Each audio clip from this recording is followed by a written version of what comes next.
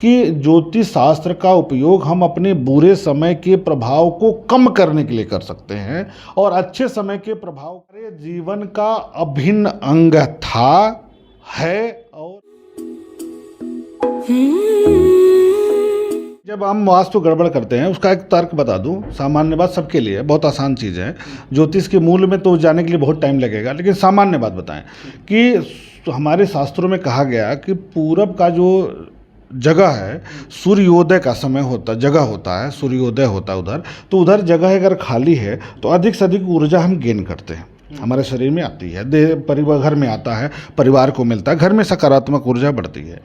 फिर वो सूर्य धीरे धीरे धीरे जैसे दिन ढलता है, बढ़ता आगे, वैसे वो दक्षिण से होता हुआ पश्चिम में अस्त होता है। तो मैक्सिमम हीट कहाँ मिलता है? आग्नेय कोण पर। अब वहाँ पर हम बाथरूम रख दिए, तो पानी रख दिए, और जल को हम धन का कारक मानते हैं ज्योतिष में।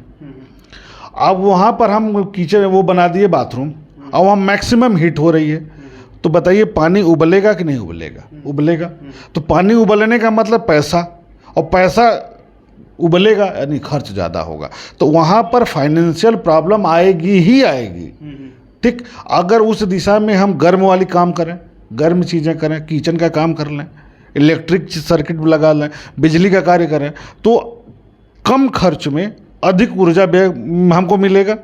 जैसे वहाँ किचन रख लेते हैं तो वहाँ अधिक उष्मा की ज़रूरत पड़ती है, स्टोव रहता है वहाँ, तो अधिक उष्मा के कारण जल्दी खाना बच जाएगा। तो वहाँ किचन बनाना चाहिए। और किस क्षेत्र में सबसे कम सूर्य की रोशनी जाती है? तो उत्तर पश्चिम में जाता है, उत्तर में जाता है। तो बाथरूम पानी का एरिया उत्तर और उत्तर पश्चिम क्षेत्र में बनाना चाहिए, तो पानी उबलेगा कम, धन कम खर्च होगा।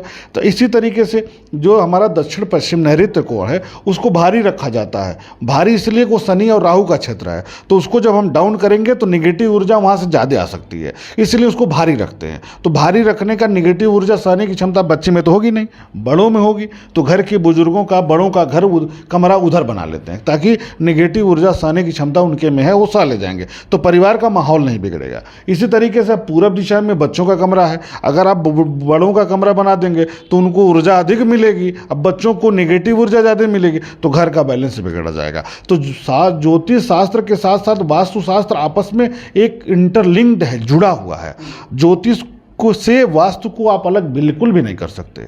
इतना ही नहीं, जब बच्चा पैदा होता है तो उसकी कुंडली में यहाँ तक रहता है कि किस कोण पर कौन सा वृक्ष है, किस कोण पर कहाँ कुआं है, किस कोण पर कहाँ बरगद का पेड़ है, किस कोण पर बिजली का खंभा है, ये सब दिखता है कुंडली में। इसका मतलब है वास्तु से कुंडली और कुंडली से वास्तु आपस में अंतर संबंधित है। चलिए, वास्तु से एक प्रश्न हो गया, अब थोड़ा सा हम लोग और रुख करते हैं। एक निगेटिव एनर्जी होती है, या लोग बोलते हैं, या शहर में निगेटिव एनर्जी बोलते हैं, गाँव में भूत पिचास बोलते हैं। ये होते हैं कि ये काल्पनिक हैं? देखिए, काल्पनिक तो नहीं है, होते जरूर हैं। अगर खानदान या घर में असामयिक मृत्यु हो जाती है तो उस घर में देखते होंगे कि अचानक से काम बिगड़ने लगते हैं। जो बच्चा उसके बाद पैदा होता है वो चौंकने लगता है, जो बच्चा बड़ा होता है तो उसको डर जैसा लगता है, उसको लगेगा कि उसके इर्द गिर्द कोई एनर्जी घूम रही है, तो उसको खुद महसूस होता है। तो मानने और ना मानने की बात ही कहाँ है, जब महसूस हो रहा है, जो चीज़ें दिखाई दे रही हैं वो चीज़ें, हाँ हम प्रत्यक्ष आँखों से नहीं देख पाते, लेकिन निगेटिव ऊर्जा का प्रभाव दिखता है। लोग मानसिक तौर पर पीड़ित होते हैं, और जब उसका उपाय कर लिया जाता है तो मानसिक पीड़ा खत्म हो जाती है। तो यह स्पष्ट है कि उसका नकारात्मक प्रभाव तो पड़ता ही पड़ता है, जीवन में होता है साहब। चलिए पंडित जी, आपसे एक अंतिम प्रश्न लेते हैं, और 2024 का सबसे गर्म प्रश्न मुद्दा कर लेते हैं। आपके ज्योतिषी के अनुसार प्रधानमंत्री मोदी, वर्तमान प्रधानमंत्री, फिर से प्रधानमंत्री बन रहे हैं कि नहीं? देखिए, कुंडली तो मेरे पास ओरिजिनल किसी की नहीं है, और नेट पर उपलब्ध है, उसकी सत्यता क्या है मुझे नहीं पता है। लेकिन जो ग्रही स्थितियां हैं उसके आधार पर सीट में थोड़ी बहुत कमी अधिक हो सकती है, लेकिन संभावना ज़्यादा है कि सरकार रिपीट करे। सरकार रिपीट करने की संभावना दिख रही है। देखिए, 100% इसलिए नहीं कहा जाता कि राहुल गांधी जी की, अखिलेश जी की, या जो भी विपक्ष के नेता हैं उनकी कुंडली, मोदी जी की कुंडली मिल जाती है कि वृश्चिक लग्न की है, वृश्चिक राशि की है, तो उसके आधार पर लग्नेश की दशा चल रही है तो बेहतर दशा है। लेकिन अखिलेश जी की कुंडली में भी हमने 2014 में कहा तक समाजवादी पार्टी विभाजित हो जाएगी, लेकिन अक्टूबर 2014 के बाद 23 के बाद, अक्टूबर 2023 के बाद ये भी कहा था उसमें कि अखिलेश यादव जी की कुंडली बहुत अच्छी सपोर्ट करेगी अखिलेश जी को। तो वर्तमान में सपा की सीटों में वृद्धि जरूर होगी, इसमें दो राय नहीं है। इनके बारे में व्यक्तिगत कर रहा हूँ, उनका जब सीटों की संख्या बढ़ सकती है, लेकिन सरकार अंतिम रूप से बनेगी, ज़्यादा संभावना है बीजेपी की। लेकिन कुंडली हमारे पास ओरिजिनल कुंडली किसी की नहीं है, इसलिए हम 100% दावे के साथ नहीं कह रहे हैं। अगर सबकी कुंडली उपलब्ध हो जाए तो मैं बता दूंगा किसकी सरकार बनेगी।